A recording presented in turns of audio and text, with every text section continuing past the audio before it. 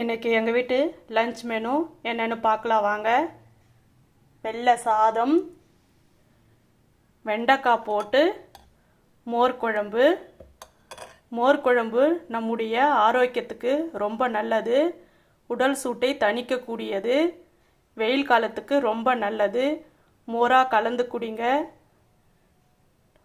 ரொம்ப நல்லது. ப்ரோக்கோலி பொரியல். ப்ரோக்கோலி பொரியல் இரும்பு சத்து நிறைந்தது. உங்களுடைய குழந்தைங்களுக்கு நிறைய செஞ்சு கொடுங்க. இதுதான் இன்னைக்கு எங்கள் வீட்டு லஞ்ச் மெனு.